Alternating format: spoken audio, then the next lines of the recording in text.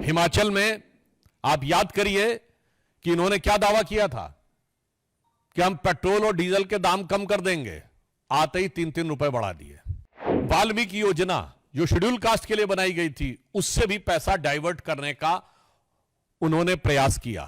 तो यह दर्शाता है कि कांग्रेस जब जब सत्ता में आती है तो जो कहा गया वो कभी पूरा नहीं कर पाती है। कांग्रेस वालों को खुली आंखों से यह आंकड़ा देखना चाहिए। इसमें किसी प्रकार के किंतु परंतु की कोई गुंजाइश नहीं बचती है। आंकड़े देखो या हकीकत देखो। मेरे कांग्रेस के मित्रों, चश्मा उतारो फिर देखो यारों, दुनिया नई है चेहरा पुराना। कांग्रेस अपने किसी भी प्रॉमिस को कभी भी फुलफिल नहीं कर पाई, और जब जब वो सत्ता में आते हैं तो उस प्रदेश के लिए और देश के लिए आर्थिक चुनौतियां लेके आते हैं। हाल ही में उनकी सरकार जिन राज्यों में है उनमें करीब करीब 1.5 साल हो गए। कर्नाटक में आप जाके चेक कर लीजिए, कर्नाटक में 2021-22 में जो इन्वेस्टमेंट था वो 1,63,000 करोड़ था, अब 54,000 करोड़ पे आ गया। हिमाचल में आप याद करिए कि इन्होंने क्या दावा किया था कि हम पेट्रोल और डीजल के दाम कम कर देंगे, आते ही 3-3 रुपए बढ़ा दिए। और उसके बाद क्या स्थिति हो गई कि सरकार के पास कुछ ही दिनों में इतना पैसा भी नहीं रह गया कि वो सही ढंग से सैलरीज भी दे सके। हिमाचल में आपको याद हो, कहा कि सारी बहनों को जो कहा था 1,500 रुपए दे दिए, अभी तक की जो जानकारी है शायद 25-30 हजार से ज्यादा को नहीं मिला है, और फिर भी कहते हैं कि हमने सारा कर दिया है। कर्नाटक में तो आपने यह भी देखा कि वाल्मीकि योजना जो शेड्यूल कास्ट के लिए बनाई गई थी, उससे भी पैसा डाइवर्ट करने का उन्होंने प्रयास किया। जब इनके शासनकाल में महाराष्ट्र था और हमारे शासन में कर्नाटक था, तो इन्वेस्टमेंट में कर्नाटक नंबर 1 हो गया था और महाराष्ट्र पीछे हो गया था, जबकि महाराष्ट्र में देश की आर्थिक राजधानी है मुंबई। अब पुनः महाराष्ट्र फिर नंबर 1 पे आ गया है। तो यह दर्शाता है कि कांग्रेस जब जब सत्ता में आती है तो जो कहा गया वो कभी पूरा नहीं कर पाती है। जहां तक उन्होंने कई प्रश्न खड़े किए हैं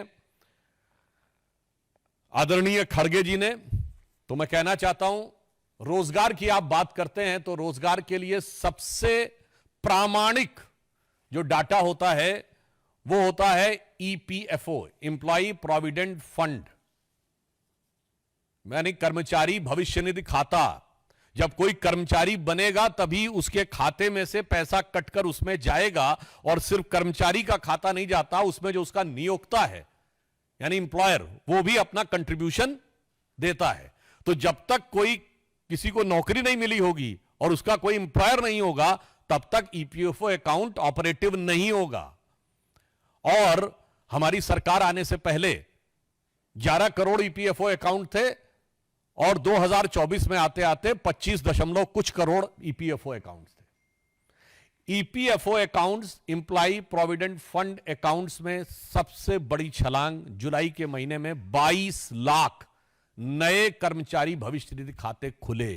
कांग्रेस वालों को खुली आंखों से यह आंकड़ा देखना चाहिए। इसमें किसी प्रकार के किंतु परंतु की कोई गुंजाइश नहीं बचती है। और एक अन्य कुछ सर्वेस के हिसाब से इन 10 वर्षों में 54 करोड़ जो वर्किंग पर्सन्स ईयर होते हैं वो क्रिएट किए गए, अर्थात प्रत्यक्ष या परोक्ष रूप से कितने लोगों को रोजगार मिला उसका एक संकेत होता है। और ईपीएफओ एकदम ऑथेंटिक, डॉक्यूमेंटेड, अनडिस्प्यूटेबल, जिसके ऊपर किंतु परंतु नहीं किया जा सकता, वो डाटा होता है।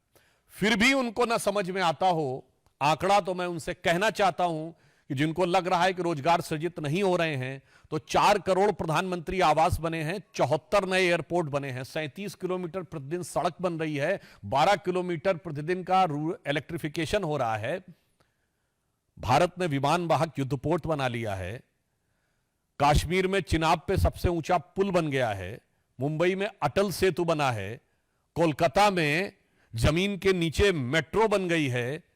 मैं उनसे विनम्रता से पूछना चाहता हूं, ये बना कौन रहा है? कोई ना कोई तो बना रहा है, तो कोई ना कोई तो रोजगार सृजित हो रहे हैं, या आपको लग रहा है कि आसमान से जिन्न विन्न आकर बना रहे हैं इनको? इसलिए मैं कहना चाहता हूं, आंकड़े देखो या हकीकत देखो। मेरे कांग्रेस के मित्रों, चश्मा उतारो, फिर देखो यारों, दुनिया नई है, चेहरा पुराना।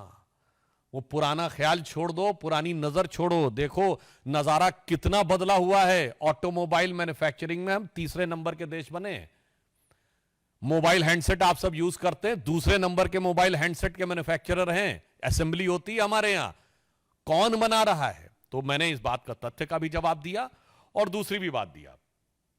अब उनका कहना है कि अच्छे दिन की बात। हां, तो मैं बिल्कुल कहना चाहता हूं, ये घबराहट, ये बौखलाहट, ये खिसियाहट कांग्रेस में मुसलसल समझी जा सकती है, यानी सतत रूप से समझी जा सकती है। मानवीय बात है, उनके अच्छे दिन इतने दूर चले गए, शायद उन्होंने सोचा नहीं होगा कि 139 साल पुरानी पार्टी तीसरे अटेम्प्ट में थर्ड डिजिट टच नहीं कर पाई। कांग्रेस अपने 139 साल के कार्यकाल के न्यूनतम बिंदु के ऊपर है।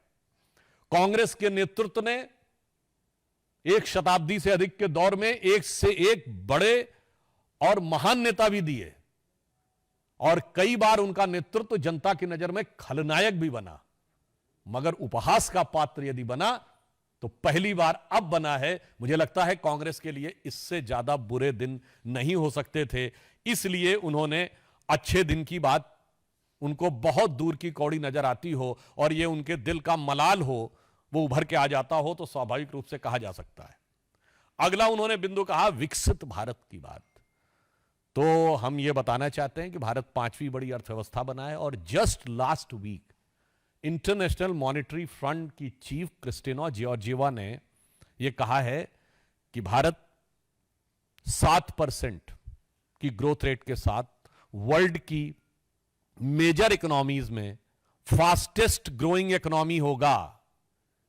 मैं कांग्रेस के मित्रों से कहना चाहता हूं, ये भारत सरकार का डाटा नहीं है, वो आईएमएफ और वर्ल्ड बैंक कह रहे हैं, जहां आपके परम आदरणीय सम्माननीय उद्भट वित्त शास्त्री मनमोहन सिंह जी जॉब कर चुके हैं, वो संस्थान बता रहे हैं।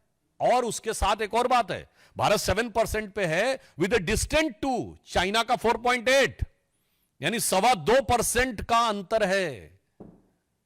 तो उसके बाद आपको यदि नजर नहीं आ रहा है कि भारत विकास के किस दौर पे जा रहा है, और एक दौर था जब कांग्रेस आखिरी बार सत्ता में थी 1984 के आसपास, तो देश में साक्षरता दर 34-35% के आसपास थी। आज वो देश जिसके लिए कहा जा सकता था कि यहां तो लोगों की साक्षरता और लिटरेसी कम है, आज डिजिटल ट्रांजैक्शन में दुनिया का 46% ट्रांजैक्शन भारत में होता है। यानी जितनी आपके जमाने में साक्षरता नहीं थी, उससे ज्यादा भारत का डिजिटल ट्रांजैक्शन में हिस्सा हो गया है। अब इसके बाद भी अगर आपको भारत का विकास होता नजर नहीं आ रहा है, तो मुझे लगता है फिर एक बार यह आपके दृष्टि दोष या नजरिए की ही जो बदगुमानी है, उसको शो करता है।